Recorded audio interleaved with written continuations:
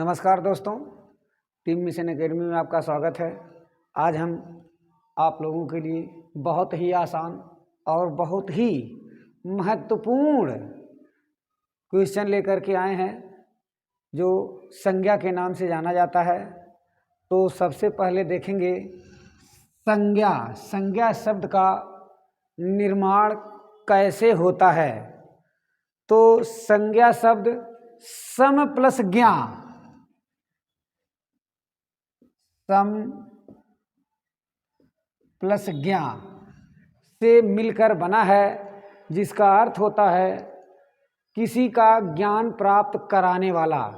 ज्ञान प्राप्त कराने वाला संज्ञा होता है, सम प्लस ज्ञा संज्ञा होता है। तो इसका संज्ञा का दूसरा नाम या पर्याय क्या होता है? नाम कहा जाता है। संज्ञा का पर्याय नाम होता है, अर्थात वह विकारी शब्द जिससे किसी वस्तु, प्राणी, स्थान या भाव का बोध होता है, उसे हम संज्ञा कहते हैं। अब कहते हैं संज्ञा के भेद। संज्ञा के भेद कितने होते हैं? तो दोस्तों, संज्ञा के 5 भेद होते हैं। संज्ञा के 5 भेद होते हैं। पहला, व्यक्तिवाचक संज्ञा।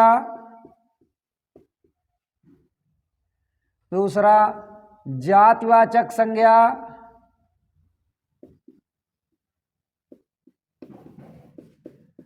तीसरा, समूहवाचक संज्ञा।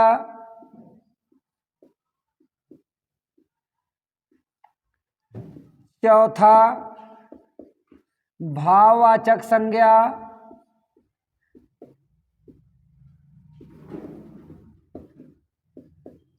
पांचवा, द्रव्यवाचक संज्ञा।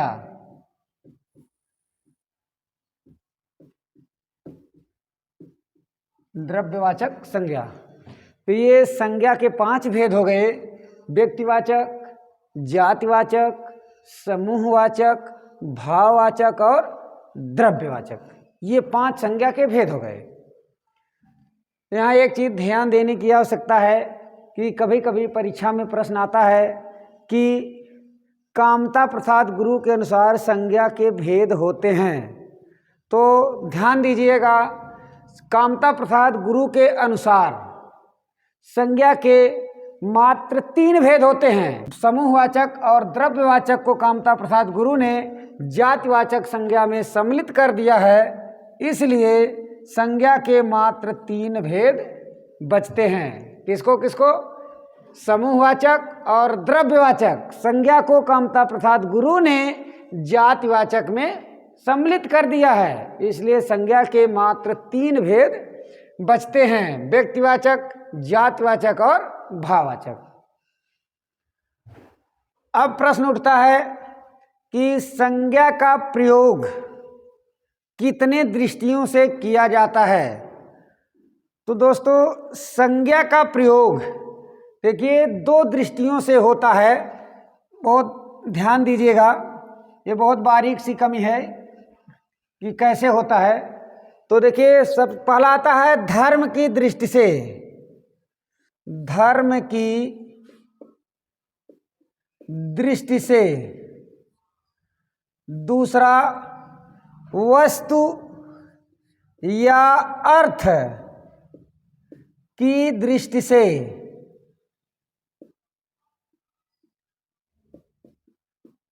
तो अब धर्म की दृष्टि से कौन सी संज्ञा आती है और वस्तु की दृष्टि से कौन सी संज्ञा आती है, इसको हम देख लेते हैं। तो धर्म की दृष्टि से एक संज्ञा आती है भाववाचक।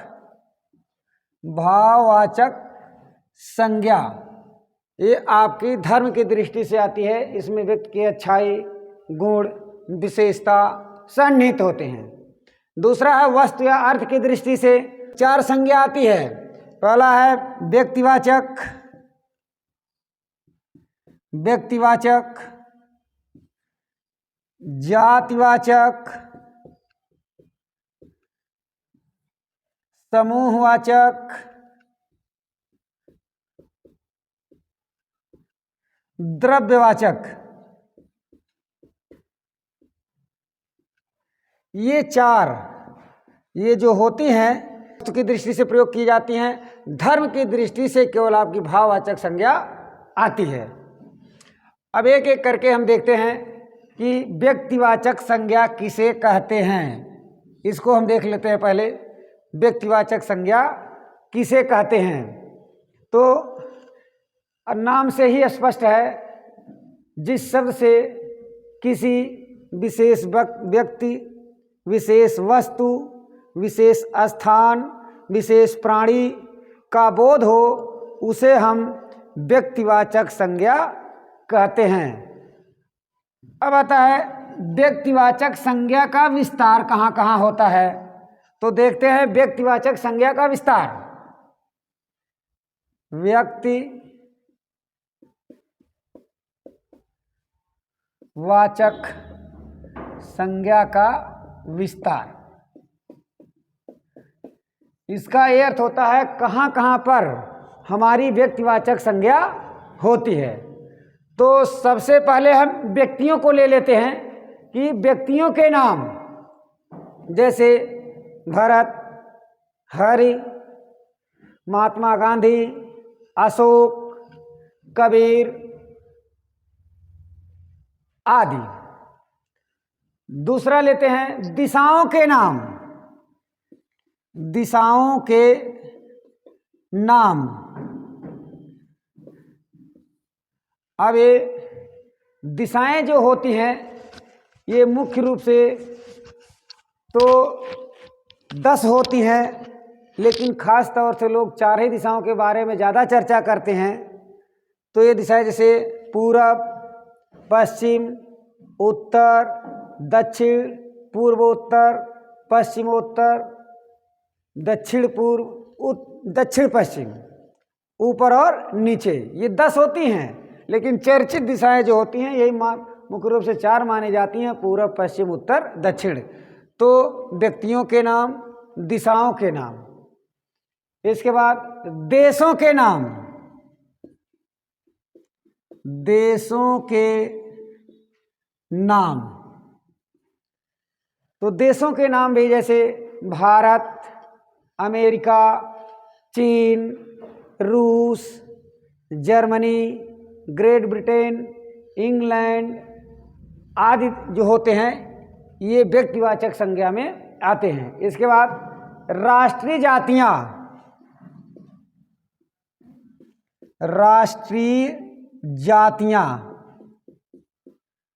ये राष्ट्रीय जातियां जो होती हैं ये व्यक्तिवाचक संज्ञा में आती हैं। जैसे निग्रो, निग्रिटो, ऑस्ट्रेलायड, मंगोलायड, नार्डिक, चीनी, अफगानी, रूसी, अमेरिकी। इसके अलावा जो भारत की कुछ जनजातियां राष्ट्रीयकृत हैं वे भी व्यक्तिवाचक संज्ञा में आएंगी, जिनको सरकार ने 2% आरक्षण दे रखा है। जैसे थारू, भोटिया, संथाल, मसाई, पिग्मी, बद्दू। आगे देखते हैं समुद्रों के नाम। समुद्रों के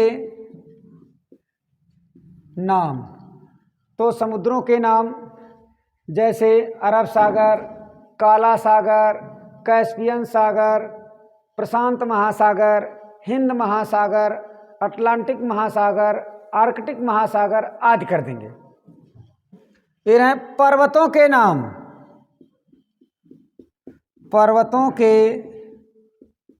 नाम, ये पर्वतों के नाम जैसे हिमालय, विंध्याचल, काराकोरम, सतपुड़ा, आल्पस, नीलगिरी, यानी नाम आ जाए, विशेषता उसकी आ जाए, तो ये आपके पर्वतों के नाम भी व्यक्तिवाचक संज्ञा में आते हैं।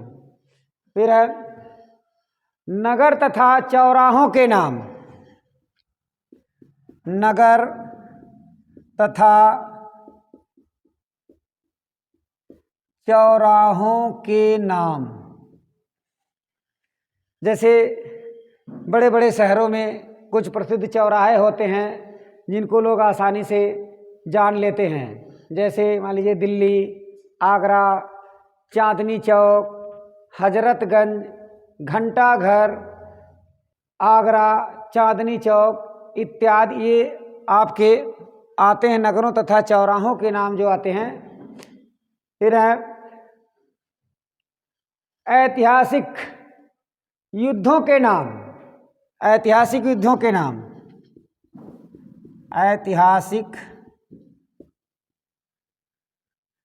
युद्धों के नाम, युद्धों के नाम जैसे आप लोग पढ़े होंगे प्लासी का युद्ध, खानवा का युद्ध, हल्दी घाटी का युद्ध, महाभारत का युद्ध और स्वतंत्रता संग्राम, रूस की क्रांति, इंग्लैंड की क्रांति, अमेरिका की क्रांति, ये सब आपके व्यक्तिवाचक संज्ञा में आएंगे। इसके बाद पुस्तक तथा समाचार पत्रों के नाम, पुस्तक तथा समाचार पत्रों के नाम, पत्रों के नाम ये भी आपके व्यक्तिवाचक संज्ञा में आए, जैसे रामायण, महाभारत, रामचरितमानस, जयशंकर प्रसाद की कामायनी, मैथिलीशरण गुप्त का साकेत, दैनिक जागरण, अमर उजाला, नवभारत टाइम्स, ये सब आपके व्यक्तिवाचक संज्ञा में आएंगे। फिर है राष्ट्रीय सड़कों के नाम, जैसे NH 128, NH 30, 132, NH 26, NH 45, इस तरह से, या जो 4 लेंथ की सड़कें बन रही हैं, ये सब व्यक्तिवाचक संज्ञा के नाम में आती हैं। फिर है महीनों और दिनों के नाम, महीनों और दिनों के नाम, महीनों और दिनों के नाम, जैसे जनवरी, फरवरी, मार्च, अप्रैल, मई, जून, जुलाई आते हैं, या सोमवार, मंगलवार, बुधवार, बृहस्पतिवार, ये व्यक्तिवाचक संज्ञा में आते हैं। इसके बाद आपका त्योहार और उत्सव, त्योहार और उत्सव ये भी व्यक्तिवाचक संज्ञा में आते हैं, जैसे होली, दीपावली, रक्षाबंधन, ओणम, क्रिसमस आदि। तो ये आपके हो गए व्यक्तिवाचक संज्ञा का विस्तार। व्यक्तियों के नाम, दिशाओं के नाम, देशों के नाम, राष्ट्रीय जातियों के नाम, समुद्रों के नाम, पर्वतों के नाम, नगर तथा चौराहों के नाम, ऐतिहासिक युद्धों के नाम, पुस्तक तथा समाचार पत्रों के नाम, महीनों और दिनों के नाम, त्योहार और उत्सव के नाम, ये आपके आते हैं व्यक्तिवाचक संज्ञा के अंतर्गत। अब हम दूसरा चलते हैं, जातिवाचक संज्ञा। दूसरा ये, तो ये क्या होती है, जिस शब्द से किसी समस्त जाति का बोध हो उसे हम जातिवाचक संज्ञा कहते हैं। जैसे पुस्तक, कुर्सी, साइकिल, अन्यों में चावल, गेहूं, तो ये जातिवाचक संज्ञा में आते हैं। तो देखते हैं जातिवाचक संज्ञा का विस्तार क्या होता है। तो सबसे पहले देखते हैं जातिवाचक में संबंधी पद, व्यवसाय एवं कार्यों के नाम। पहला है संबंधी पद, कार्य एवं व्यवसायों के नाम, व्यवसायों के नाम, ये आपके जातिवाचक संज्ञा में आते हैं। जैसे भाई, चाचा, मंत्री, इंजीनियर, वकील, ये जातिवाचक में आते हैं। फिर है पशु पक्षियों के नाम। दूसरा पशु पक्षियों के नाम। पशु पक्षियों के नाम भी जातिवाचक संज्ञा के अंतर्गत आते हैं, जैसे कुत्ता, बिल्ली, भैंस, कोयल, कबूतर, चील, गिद्ध, भालू, हिरन। ये पशु पक्षियों के नाम जातिवाचक के अंतर्गत आते हैं। फिर वस्तुओं के नाम। वस्तुओं के नाम पुस्तक, कलम, मेज, कुर्सी, घड़ी, ये वस्तुओं के नाम जातिवाचक संज्ञा के अंतर्गत आते हैं। आगे देखते हैं फिर प्राकृतिक तत्व। यहीं पर दोस्तों ध्यान दीजिएगा, ये प्राकृतिक तत्व जो होते हैं यह भी जातिवाचक संज्ञा के अंतर्गत आते हैं, जैसे आंधी, बिजली, तूफान, बाढ़, भूकंप, ज्वालामुखी, वर्षा आदि। तो ध्यान दीजिएगा, ये जातिवाचक संज्ञा के अंतर्गत संबंधी पद, कार्य और व्यवसायों के नाम, पशु पक्षियों के नाम, वस्तुओं के नाम तथा प्राकृतिक तत्वों के नाम, ये आपके व्यक्तिवाचक संज्ञा के अंतर्गत आते हैं। अब हम चलते हैं समूहवाचक संज्ञा। तो जिस शब्द से किसी समूह या व्यक्तियों या वस्तुओं के समूह का ज्ञान होता है उसे हम समूहवाचक संज्ञा कहते हैं। जैसे कक्षा, मंडली, समिति,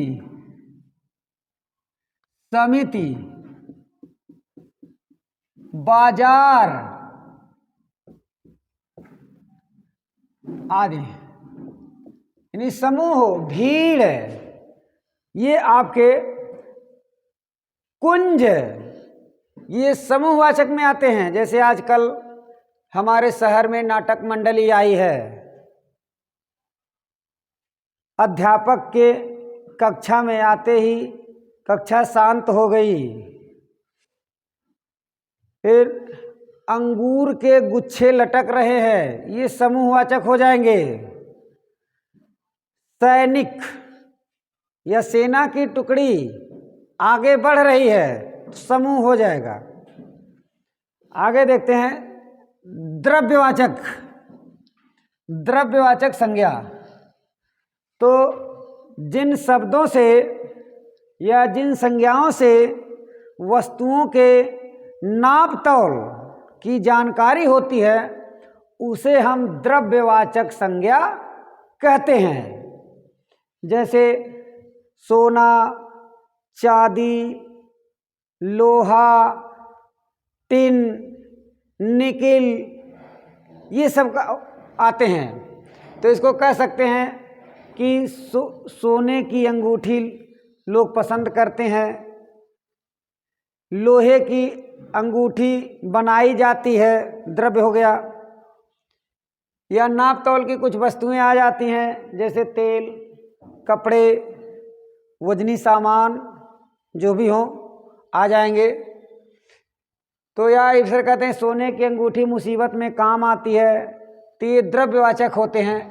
अब आपके बचे हैं भाववाचक संज्ञा। ये भाववाचक संज्ञा, तो जिन शब्दों से व्यक्ति या वस्तु के गुण, धर्म, दशा का बोध होता है उसे हम भाववाचक संज्ञा कहते हैं। इससे व्यक्ति की अच्छाई, उदारता, बुराई, क्रोध, दुष्टता, स्वतंत्रता, अनुशासनहीनता, उग्रता आदि शब्द आते हैं इसके अंदर, जिससे मतलब किसी व्यक्ति के भाव प्रतीत हो जाएं, वही आपकी भाववाचक संज्ञा होती है। तो भाववाचक से जातिवाचक संज्ञा बनाने के कुछ नियम होते हैं। जैसे पन, लड़का से लड़कपन, बच्चा से बचपन, फिर है जवान से जवानी, वृद्ध से बुढ़ापा, स्वामी से स्वामित्व, मूर्ख से मूर्खता आदि हम भाववाचक संज्ञा शब्द बनाते हैं जातिवाचक से भाववाचक। फिर विशेषण शब्दों से भी भाववाचक संज्ञा बनाई जाती है, जैसे सर्द से सर्दी, गर्म से गर्मी, कठोर से कठोरता, कोमल से कोमलता। फिर है क्रिया से भी भाववाचक संज्ञा बनाई जाती है, जैसे पीटना से पिटाई, उतरना से उतराई, चढ़ना से चढ़ाई। फिर है सर्वनाम से भी भाववाचक संज्ञा बनाते हैं, अपना से अपनापन, सम से समता, शीतल शीतलता। फिर है अव्यय से भी भाववाचक संज्ञा बनाते हैं, जैसे निकट निकटता, आपस आपसी। तो ये जातिवाचक संज्ञा से भाववाचक संज्ञा, विशेषण से भाववाचक संज्ञा, क्रिया से भाववाचक संज्ञा, अब सर्वनाम से भाववाचक संज्ञा और अव्यय से भाववाचक संज्ञा बनाई जाती है। अब देखते हैं कुछ संज्ञाओं का रूपांतरण कैसे होता है। तो देखिए, संज्ञाओं का रूपांतरण जो होता है वह लिंग के अनुसार होता है, जैसे पुरुष भोजन करता है, महिला भोजन करती है, तो लिंग के अनुसार हम क्रिया को लगाते हैं। फिर इसके बाद आता है कारक चिन्हों के अनुसार, जैसे लड़की फल खाती है, लड़कियों ने फल खाया। तो इस तरह से कारक चिन्हों के अनुसार भी हम संज्ञा को एक वचन से बहुवचन में भी बनाते हैं। थैंक यू दोस्तों।